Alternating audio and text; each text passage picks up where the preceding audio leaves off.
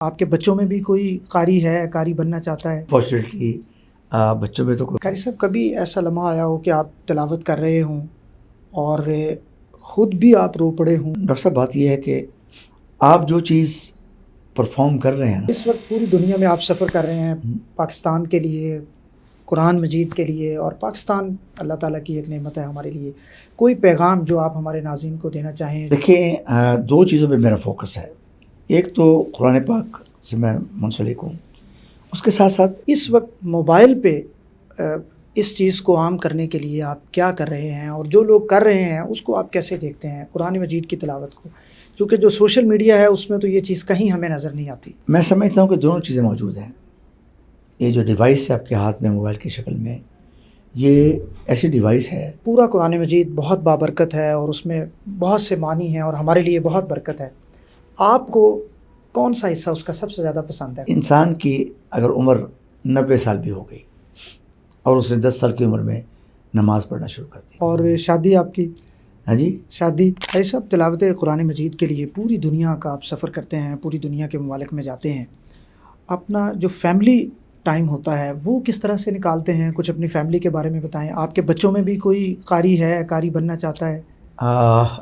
کچھ بچوں کے بارے میں بھی بتائیں، کیا کرتے ہیں؟ انفارچونیٹلی بچوں میں تو کوئی قاری نہیں بن سکا. چھوٹے بچے نے کچھ پارے حفظ کیے تھے اور وہ پڑھائی کی وجہ سے وہ بھی اس کو کنٹینیو نہیں کر سکا. بڑا بیٹا، میرے 5 بچے ہیں، بڑا بیٹا اور 2 بیٹیاں بڑی، تینوں امریکہ میں ہیں. بڑا بیٹا جو ہے وہ IT میں ہے، اس سے چھوٹی بیٹی جو ہے وہ HR میں ہے، اور تیسرے پر بیٹی جو ہے وہ بزنس مینجمنٹ میں ہے. یہ سب نے ڈگریز امریکہ سے کی ہیں. یہ سب باہر ہیں؟ سب باہر ہیں.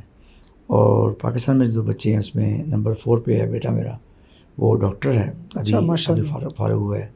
اور اس سے چھوٹی بیٹی ہے، اس نے سائیکالوجی میں BS کیا ہے. ہاں جی، تو بس یہ الحمدللہ کا. اور شادی آپ کی؟ ہاں جی، شادی ایک ہے آپ کی؟ شادی میری 2 ہیں. اچھا، آپ کی شادی میں 2 ہیں. تو پاکستان میں ہیں دونوں فیملیز؟ ایک امریکہ میں، ایک پاکستان میں. ایک میں. تو مینیج کیسے کرتے ہیں؟ مینج ہر وقت جب آپ سے بات ہوتی ہے آپ باہر ہی ہوتے ہیں بس وہ مینجمنٹ بس ایسے ہی ہے. جو بھی مشنری لوگ ہوتے ہیں ان کی لائف کا سٹائل ایسے ہی ہوتا ہے. ہاں جی، یا پھر آدمی گھر میں بیٹھ جائے یا پھر کام کرے. جو مشن پہ لوگ کام کر رہے ہوتے ہیں وہ پھر زیادہ مشن کے ساتھ انوالو ہوتے ہیں. وہ پبلک فگر ہوتے ہیں اور پبلک پراپرٹی ہوتے ہیں، تو ظاہر ان کی پھر مصروفیت، کیونکہ پوری دنیا ان کی فیملی ہوتی ہے. ہاں جی، تو ہر جگہ پھر ٹائم آپ کو دینا پڑتا ہے، اور ہمیشہ فیملی نگلیکٹ ہوتی ہے ایسے لوگوں کی، اس میں کوئی شک نہیں ہے. مگر اللہ تعالیٰ کا کرم ہے کہ اس کے باوجود بھی ٹائم میں بہت زیادہ نہیں فیملی کو دے سکا، مگر اللہ نے کرم کیا کہ بچے ماشاءاللہ سب ایجوکیٹڈ ہیں، پروفیشنل ہیں سب، اور اللہ کا کرم. قاری صاحب کبھی ایسا لمحہ آیا ہو کہ آپ تلاوت کر رہے ہوں اور خود بھی آپ رو پڑے ہوں، لوگ بھی رو پڑے ہوں؟ کئی دفعہ ایسا ہوتا ہے، یہ چیز کئی دفعہ ایسا ہوتی ہے، کوئی ایک دفعہ نہیں، ہمیشہ. کیونکہ آپ بھی بہت زیادہ ڈوب کے تلاوت کرتے ہیں. دیکھیں ڈاکٹر صاحب بات یہ ہے کہ آپ جو چیز پرفارم کر رہے ہیں نا، جب تک آپ اس پرفارمنس کو اپنے اوپر طاری نہیں کریں گے اس کا اثر سننے والے کے اوپر نہیں ہو سکتا.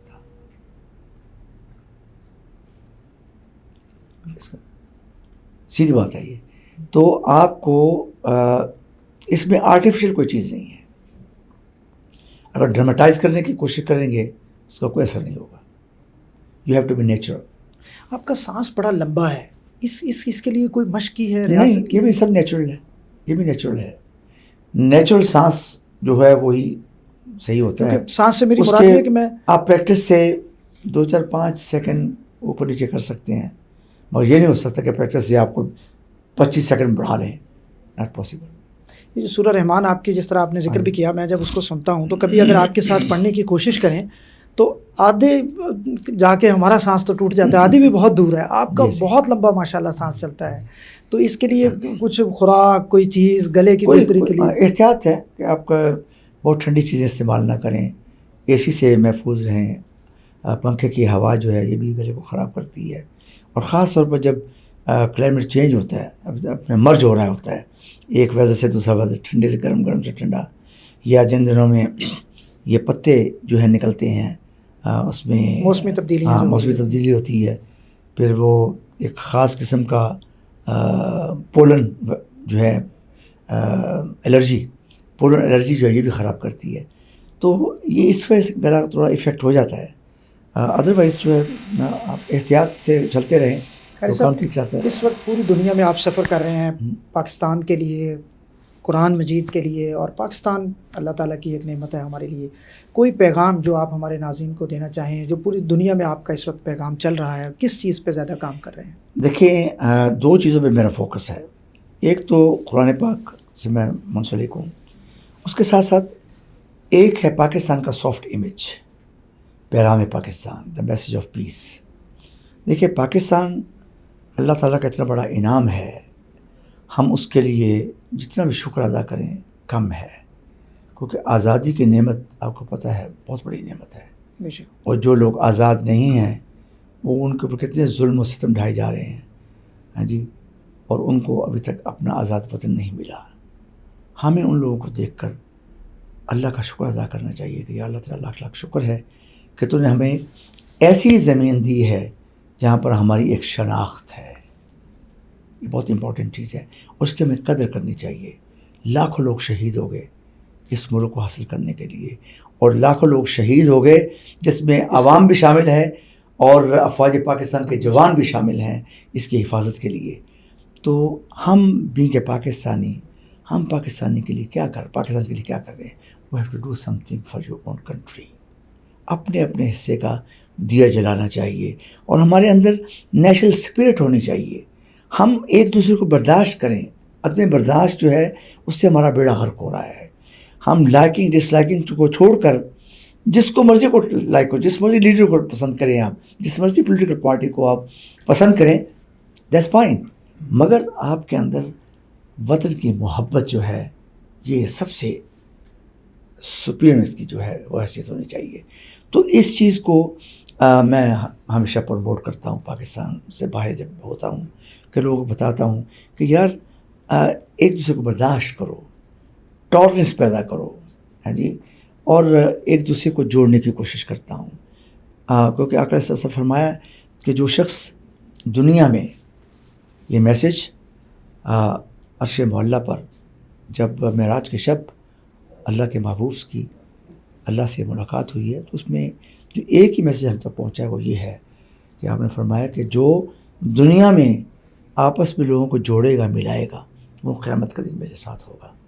تو میں تو اس میسج کو لے کر پوری دنیا میں گھوم رہا ہوں اور لوگوں کو ایک دوسرے کے قریب کرنے کی کوشش کروں. قاری صاحب، اس وقت جو دور ہے وہ اسکرین کا دور ہے. ہر شخص کے پاس موبائل فون ہے اور نوجوان نسل جو ہے، ہماری ایج کے جتنے لوگ ہیں وہ آپ کو جانتے ہیں. پاکستان ٹیلی ویژن میں آپ کا 3-3:15 بجے جو پروگرام آتا تھا، اس وقت موبائل پہ اس چیز کو عام کرنے کے لیے آپ کیا کر رہے ہیں، اور جو لوگ کر رہے ہیں اس کو آپ کیسے دیکھتے ہیں؟ قرآن مجید کی تلاوت کو، کیونکہ جو سوشل میڈیا ہے اس میں تو یہ چیز کہیں ہمیں نظر نہیں آتی.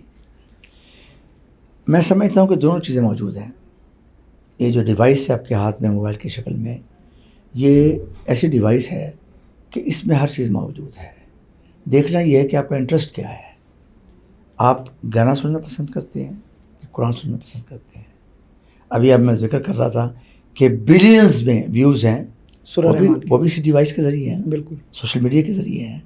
تو دونوں ڈائریکشن موجود ہیں. یہ ڈپینڈ کرتا ہے کہ آپ نے کس طرف جانا ہے، آپ کی پریفرنس کیا ہے، آپ کہاں جانا چاہتے ہیں. جس چیز کو آپ پسند کریں گے وہ چیز آپ کھول کے بیٹھ جائیں گے. تو یہ آپ پر ہے کہ آپ کو کس طرف جانا ہے.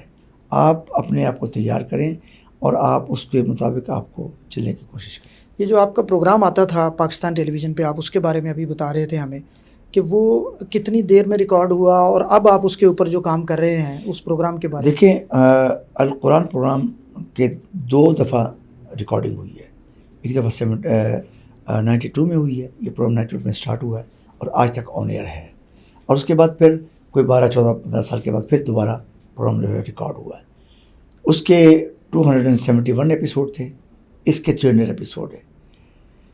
پہلے والا پروگرام تو اویلیبل نہیں، مگر دوسرا پروگرام جو ہے وہ نیٹ پر اویلیبل ہے. اور یہ ان لوگوں کے لیے بہت کارآمد چیز ہے جن کے پاس پرابلم ہے ٹائمنگ کا.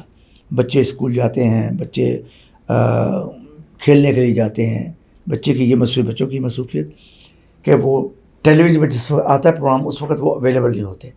اب اویلیبلٹی ہے، آپ یوٹیوب میں سے یہ پروگرام نکالیں اور سیکوینس میں یہ پروگرام اس میں پڑے ہوئے ہیں 1 سے لے کر 3 منٹ تک.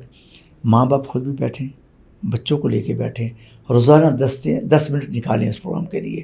9 سے 10 منٹ کا ایک سیگمنٹ ہے، اس کو دیکھیں. اب گھر بیٹھے آپ قرآن پاک کی تعلیم جو ہے حاصل کر سکتے ہیں. اس سے اچھا اور فیسیلیٹیٹ کیا کر سکتے ہیں؟ اس سے بہتر کوئی طریقہ نہیں کوئی ہے میرا طریقہ کار نہیں. اور پوری دنیا میں لوگ اس پروگرام کے ساتھ جڑے ہوئے ہیں. کوئی براہ راست ٹی وی کے ساتھ جڑا ہوا ہے اور کوئی براہ راست نیٹ کے ذریعے جڑا ہے، سوشل میڈیا کے ذریعے. قاری صاحب آخری سوال، پورا قرآن مجید بہت بابرکت ہے اور اس میں بہت سے معنی ہیں اور ہمارے لیے بہت برکت ہے. آپ کو کون سا حصہ اس کا سب سے زیادہ پسند ہے؟ کون سا حصہ آپ زیادہ پسندیدہ محبت سے میں کہتا پڑھتے ہوں ہیں؟ قرآن پاک میں تو تفریق کرنی چاہیے نہیں. سارا قرآن جو پاک ہی جو آسان، سارا قرآن پاک ہی آسان ہے. جہاں سے پڑھیں گے آپ کو دیکھیں. اب انسان کی اگر عمر 90 سال بھی ہو گئی اور اس نے 10 سال کی عمر میں نماز پڑھنا شروع کر دی تو 80 سال اسے سورۃ فاتحہ پڑھی نماز میں، بے شک. سورۃ اخلاص پڑھی، سورۃ فلق پڑھی، سورۃ ناس پڑھی. یہ تو بنیادی چیزیں ہیں جو ہم پڑھتے ہیں. اس حصے کو اس نے 80 سال پڑھا. واہ. کبھی کبھی بور ہوا پڑھتے پڑھتے، کبھی نہیں ہوا. قرآن پاک ایک ایسی کتاب ہے، میں نے لاکھوں مرتبہ سورۃ الرحمن پڑھی ہے، لاکھوں مرتبہ دوسری صورتیں پڑھی ہیں. جب بھی پڑھیں آپ ایک نیا سرور ملتا ہے، ایک نئی لذت ملتی ہے. اور یہ واحد ایک کتاب ایسی ہے کہ جس کو آپ جب بھی پڑھیں گے آپ کبھی بور نہیں ہوں گے. آپ کو الگ مزہ ملے گا، الگ لذت ملے گی. دیکھیں جب آپ قرآن پڑھتے ہیں نا تو ایسے لگتا ہے کہ جیسے آپ اللہ کے ساتھ گفتگو کر رہے ہیں. جی، اللہ آپ کے ساتھ گفتگو کر رہا ہے. تو یہ کتاب آپ کو اللہ سے جوڑتی ہے، براہ راست جوڑتے ہیں آپ اللہ کے ساتھ. جی، یہ کسی کا کلام البشر نہیں ہے، یہ اللہ کا کلام ہے. تو ہم بڑے خوش نصیب ہیں کہ جن کے پاس واحد وہ کتاب موجود ہے جو کہ لوگوں کے پاس نہیں. باقی الہامی کتابیں بھی نازل ہوئی ہیں مختلف قوموں کے اوپر، مگر وہ اپنے اوریجنل شیپ میں موجود نہیں ہے. قرآن پاک کا ایک ایک لیٹر جو ہے وہ موجود ہے، وہ محفوظ ہے. اس لیے کہ اللہ نے فرمایا کہ انا نحن نزلنا الذکر وانا لہ لحافظون. ہم نے قرآن پاک کو نازل کیا اور اس کی حفاظت بھی ہم نے اپنے ذمہ لی. بڑی بڑی لوگوں نے سازشیں کی کہ قرآن پاک کو لاکھوں کی تعداد میں سمندر برد کر دیے گئے، مگر کیا قرآن ختم ہو گیا؟ جو قرآن پاک ایک 6 سال کے بچے کے دل پر محفوظ ہے اس کو کیسے ختم کیا جا سکتا ہے؟ یہ قرآن پاک کا اعجاز ہے. ٹھیک ہے نا؟ تو قرآن پاک کو پڑھیں، سکون حاصل کریں، سکون ملے گا، ایک عجیب لذت ملے گی. اس سے دوستی کر کے تو دیکھیں نا. قاری صاحب، دنیا کا ہر اللہ کے فضل سے ایوارڈ اور چیزیں آپ کو حاصل ہوئیں، کوئی خواہش، کوئی چیز جو آپ کے دل میں ہو جب پیچھے مڑ کے دیکھتے ہیں؟ ابھی کہیں کوئی ایسی چیز جو دکھی کرتی ہو، کوئی یاد؟ ڈاکٹر صاحب، میں اپنے آپ کو دنیا کا خوش قسمت ترین شخص سمجھتا ہوں. بے شک. کہ میں نے جس چیز کی خواہش کی ہے اپنی زندگی کے اندر وہ مجھے ملی ہے. اللہ کا بڑا احسان ہے میرے اوپر. بے شک. کوئی کسی قسم کی کوئی کمی نہیں ہے میری زندگی کے اندر. میں نے جو بھی ٹارگٹ سیٹ کیا ہے میں نے اس کو اچیو کیا ہے. محنت لگی ہے، وقت لگا ہے، مگر وہ حاصل ہو گیا ہے. ایک چیز جو ہے ابھی وہ ادھوری ہے. اس سے پہلے ایک ٹارگٹ تھا میرا کہ پاکستان کے اندر ورلڈ قرات کمپٹیشن، پاکستان کے محافل قرات کا سلسلہ بھی میں نے 94 میں شروع کیا تھا جب میں امریکہ سے واپس آیا ہوں. پھر میرے دل کے اندر اور ذہن کے اندر ایک لگن تھی کہ پاکستان کے اندر ورلڈ کمپٹیشن ہونا چاہیے. اسلامی ملک ہے، اسلام کے نام پر بنا ہے، پوری دنیا میں ہوتے ہیں. تو الحمدللہ فائنلی پچھلے سال ہم نے پاکستان کے اندر حکومت پاکستان کے پلیٹ فارم پر اور وزارت مذہبی امور کے پلیٹ فارم پر ہم نے ورلڈ قرات کمپٹیشن کیا، جس میں OIC کے ممبرز 57 کنٹریز کو ہم نے انوائٹ کیا اور بہت کامیاب، پوری دنیا سے بہت اچھا فیڈ بیک ہوا. اور اس میں حکومت پاکستان بھی ہمارے پاس مستحق ہے اور ہمارے آرمی چیف فیلڈ مارشل سید آصم منیر صاحب بھی، ان کی کوشش اس میں شامل ہیں، اور الحمدللہ پھر ہمارے deputy prime minister Ishaq Dar صاحب، ان کی کوششیں بھی شامل ہیں۔ اب حکومت پاکستان نے اعلان کیا ہے کہ یہ قرات کمپٹیشن ہر سال ہوا کرے گا، اور الحمدللہ اس سال بھی یہ اکتوبر میں ہونے جا رہا ہے۔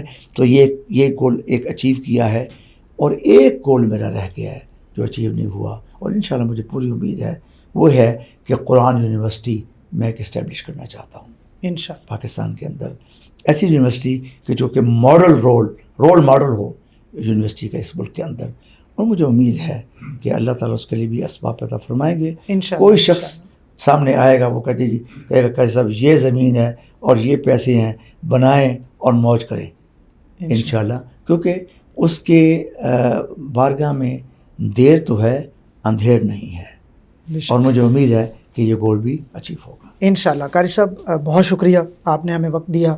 قاری سید صداقت علی صاحب ہماری بچپن کی یادوں کا حصہ، ہماری ہر روز کی جو تلاوت قرآن مجید ہے ان کی یادوں کا حصہ ہمارے ساتھ آج موجود تھے۔ ڈاکٹر عبدالباسط کو اجازت دیجیے، آپ کے فیڈ بیک کا انتظار رہے گا۔ اللہ حافظ۔